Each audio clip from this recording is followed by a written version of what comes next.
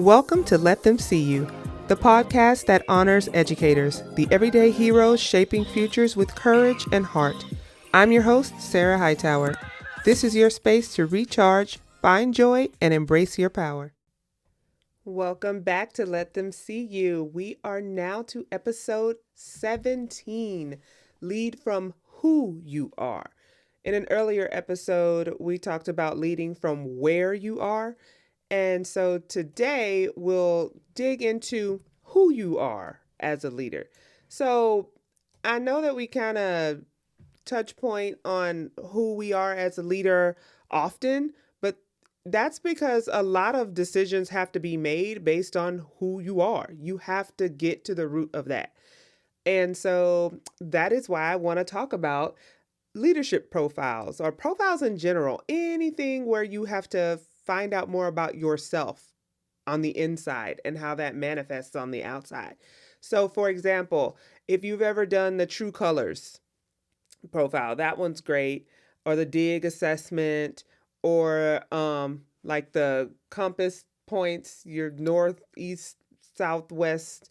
This one I thought was interesting because it's describing it as the voices within you. So what you have inside that comes to fruition in different situations. And it just kind of gives you another picture of how you handle things and where your leadership lies. So I love these. I was that kid back in the day that teenager that would open up the magazine, and if there was a quiz, I took it. I loved taking any kind of quiz and the end result told you more about you. It told you what kind of clothes you were supposed to wear, what your power color was, or something like that. I love those. I still love those. Anything that's a quiz that tells you, what you should cook on a specific occasion. Great. I'll take the quiz. Love it. Anything that connects me to me and connects me to others. It's awesome. So I want to know, about things that might have led me here. I can tell you this. It has been a very, very different, I would say a few weeks.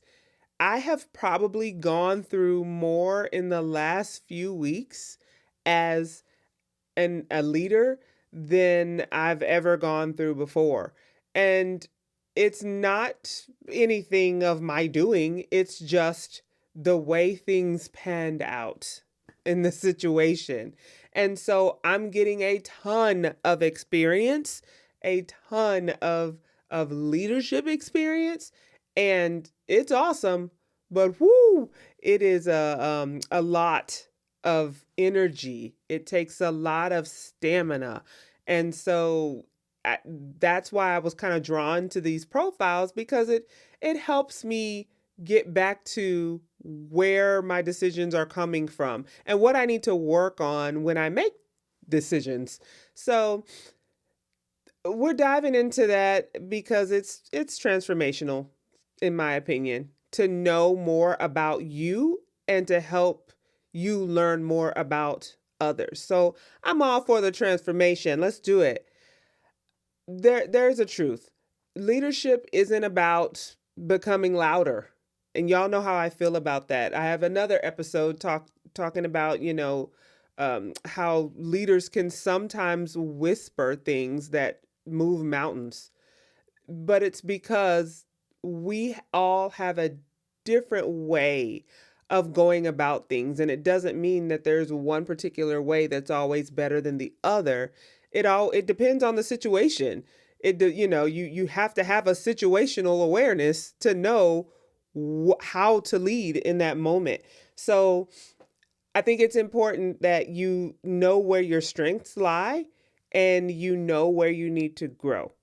So it's just about becoming clearer about who you are, who you already are. Yeah. So if you're not familiar with the 5 voices, it's a personality and communication tool, and it was developed by Giant Worldwide. I had not heard of them before taking this personality assessment. My husband took it, He went to a leadership workshop and his results, I agreed with most of it. I say, yep. um, and so it's funny because his results were almost the like polar opposite of my results. We're just two very different people with two very different leadership styles. Um, and that's fine. It is a personality assessment though, and it is a communication assessment. And so that's a beautiful thing for people that have to have some kind of personality that connects you to people and the ability to build on relationships. So there's the five profiles or the five voices. One of them is nurturer. Nurturers protect values and relationships. There's creative. The creatives envision what's possible and they challenge the status quo. They're the people that are like, there may be a better way to do this, guys. Let's try it. The guardian voice, it brings structure and process and accountability. And then you have the connector. The connector builds relationships and inspires others. And then you have pioneer. Pioneer is the voice that drives results and they cast the big vision. So if you know me and you know me well enough, you probably heard a few of those and thought, oh yeah, that's her. And you may have heard a couple of them and thought, yeah, that's probably not her strength. I'd be interested to know if you figured it out before I tell you what mine are. We all have access to all five of the voices. It's within all of us, all of them. But typically we lead with one or two as the dominant voice. So the ones that shape how we show up every day, those are going to be your dominant voices. It doesn't mean that the others aren't there. It means we don't pull from them as often. So my results. Drum roll, please. I am a nurturer, connector, creative. Those are my top three. Nurturer, connector, creative. When I took the assessment, those were my top three, and the combination made a lot of sense. A lot of sense when I saw it. Because as much as I don't want to admit it, as much as I sometimes can't stand it, I care about people a lot, sometimes to my detriment. And so it's important to know how I can use that to support the leadership, to support moving things forward. As a nurturer, I care deeply about the people around me. And that includes my team, that includes students, that includes the community, and I'm tuned into how decisions affect them, and I want everyone to feel seen and valued. That's just part of who I am. I have tried in the past. I had some early years, some teenage years, maybe my sometime in my 20s, maybe, where I tried to stray from that because I felt like it was a weakness. And I felt like it was something that people took advantage of.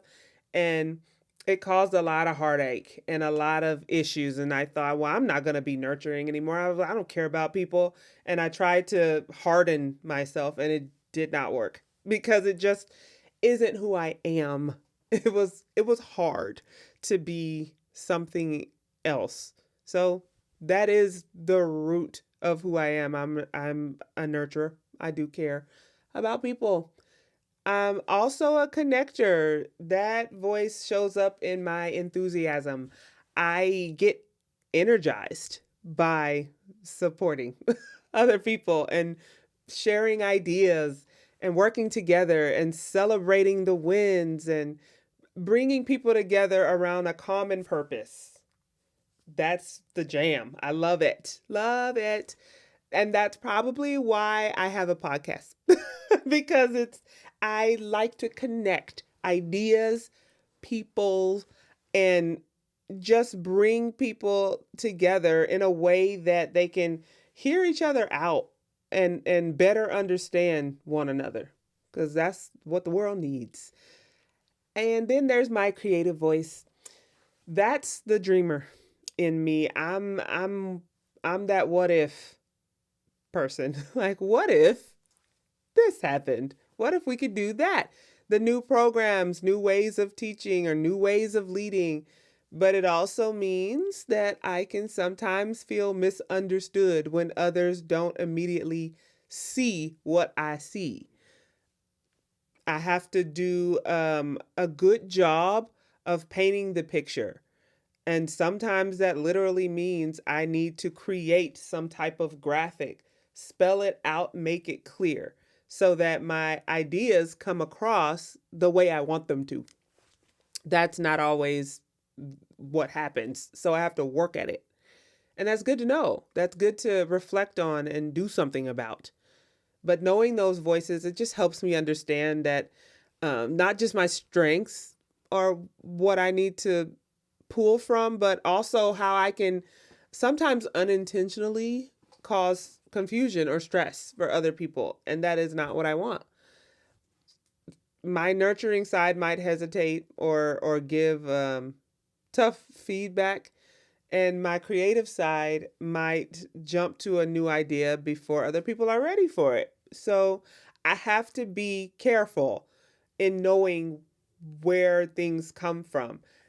I think I've done a pretty good job of that. It's just a matter of taking the fact that I know some decisions are executive decisions where you don't have time to call a team together to figure out what everyone believes should happen. Sometimes you have to make a decision and go. But other times you get a team together and there's shared decision making.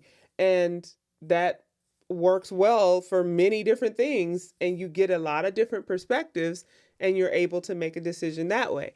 So it's just, you have to think about, your five voices as well as other things at play. You might need the support of others. You might need the ideas of others. Whereas sometimes it's split second decision. You got to make a choice and it has to happen for the best of the whole. So then let's talk about and think through how knowing these five voices could help you and your team. We've talked a little bit about how I think it helps me and how I think it would help other people, but just imagine if you're a teacher or a coach or a leader on your campus and you knew your own, primary voices of the five. You knew your primary ones and you know that that's usually where you come from. And you value the voices of others.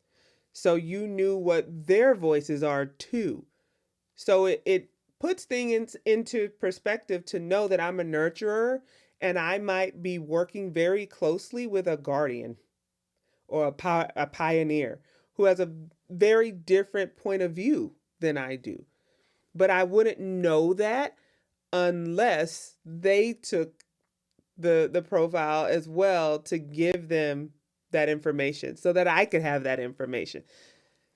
It makes sense to me. So when a guardian, for example, pushes for structure, and you would then know that it's not just to block ideas and to keep things from moving forward. It's to protect the consistency. It's to make sure that things still run smoothly within the system. That's where the guardian is coming from. So rather than having it feel like an attack on you personally, you can view it from the perspective of, oh, no, they just want to make sure that the system remains in place. Makes perfect sense. Makes perfect sense. And then a pioneer, for example, might want to drive change quickly.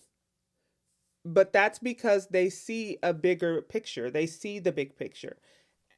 From a top down perspective or from the bird's eye view, they're able to tell what they're going for, what the vision is, which is great, very helpful. And then the nurturer, we like to slow things down and check on people, okay? Because we know as nurturers that The people are the work. If you don't have people that are okay, then you have nothing. The work is nothing. You have to have people that are ready and willing to do the work. If that's not in place, it's going to be really hard to get the work done. That's the nurturer in me. That's the way I see it. So you got to understand the why behind each voice and how those changes might be interpreted by one another. Instead of being frustrated when people, have pushback or questions, there might be more of an appreciation for that because you realize, oh, they're listening and they have something to contribute to the conversation. That's huge and well received. Please and thank you.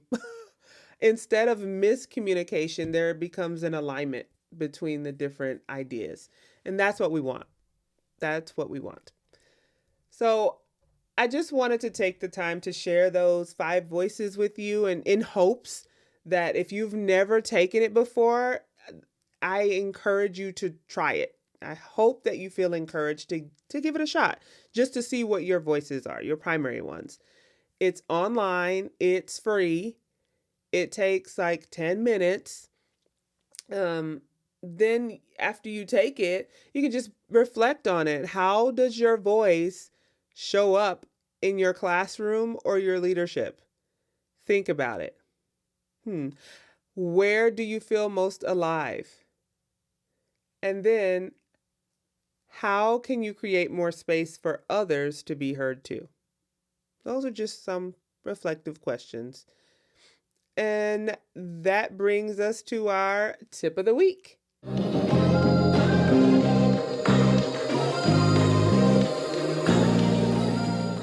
This week's tip of the week is to reflect on your 5 voices and encourage others that you work with to take it too. That is what you need to do. Why? Because it's really hard to work from a place of not knowing who you are or why you're doing what you're doing or your purpose. And so you really want to know that, and you want to know that of others. If you are on a team, teachers, your whole team should probably take this so that you all can see where you're coming from. A lot of times, especially at this time of the year, there can be disagreements and miscommunication. A lot of that comes from not knowing what someone meant by what they said or what they did. And because you don't have the story or the background of where they're coming from, you make it up. Therein lies the problem, right? Instead of making up the story, you get to know them better as a person by learning their voices, especially their primary voices, and understanding where they're coming from as a person, because it tells you what they value most. And it helps you all, the team, to come to that consensus, that alignment of what is most valuable for you all. So I would encourage you to do that, okay? Thank you for tuning in to Let Them See You. And, if today's conversation helped you reflect on your own voice, share this episode with a colleague or a friend that might need a reminder that their voice matters too. Remember to rediscover your joy, embrace your true self, let them see you. Thanks for listening to Let Them See You. Until next time, climb with courage, stand in the light, let them see you.